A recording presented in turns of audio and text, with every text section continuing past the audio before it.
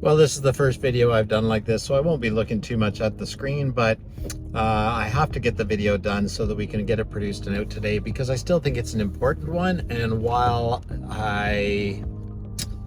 I'm driving my car, I don't have time to sit at the office and get this done. Unfortunately, or fortunately, depending on how you look at it, I'm heading out for a hike. So the thing that came up today was, how does somebody decide which neighborhood of Squamish they should move into when they're first looking at Squamish? And what's a really amazingly interesting, love that. Anyways, what really is interesting is that Squamish used to be a spot where there was a desired place to be, and it really truly was the Garibaldi Highlands and maybe Brackendale, and everything else was secondary for many people. Now, some people would argue with that, but that was the general consensus when I started in real estate 25 years ago.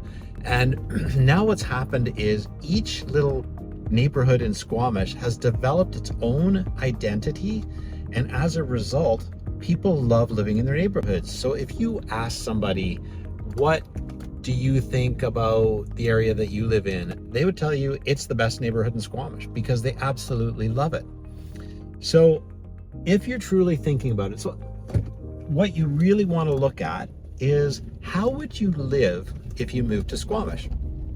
And I do that with people when they move into their houses. We will often say to people, you know, don't look at the pretty kitchen, or don't just look at the pretty exterior.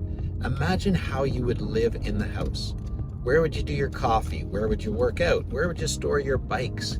How would an average Tuesday look for you? Do you need quick access to the highway? Like, that's sort of the things that you want to look at and go, if I was living in my house, I'd get up in the morning, I'd roll out of bed, I'd go do this, I'd go do that, I'd make my coffee, I'd sit on the porch, I'd get ready, I'd do my workout, whatever your morning sort of routine is.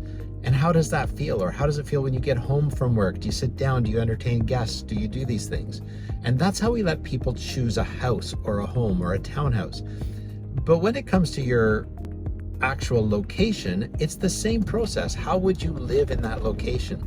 Do you need quick access to the highway so you can zip off and do, go to the city? Or do you go to Whistler a lot? Do you need quick access to grocery stores or coffee shops? Or do you like the hustle and bustle moves of downtown? Do you want to be able to drop your paddleboard in? Do you want to go for a cold plunge? Are you a avid mountain biker and you're actually really going to go on your mountain bike 5 days a week, and you want access to the trailheads so that you don't have to load your bike up on your car to get going where you're going to go? You want to be hard on the trails right away, in which case there's an area that's really supportive of that. So if you were, say, you wanted the hustle and bustle, and you're the type of person that wants to walk downtown and choose a different bistro to eat at, or a different coffee shop to have coffee at every day, then downtown is really your only choice. And then you might be giving up some things, like, for example, in the Garibaldi Highlands, there are certain areas of the Highlands where when you live in those, you literally are at the doorstep of the mountain biking trails and the hiking trails for that matter. So you literally can walk out your backyard and be on the trail system immediately.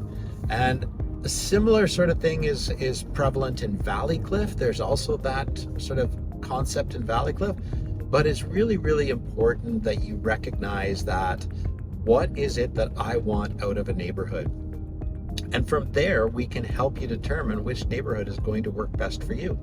And I mean, it used to be that prices were substantially different in different neighborhoods, and they've now gotten so close that I think it's really important that people choose the neighborhood they want to live in, and then pick the house, and do it all based on how they are going to live in Squamish.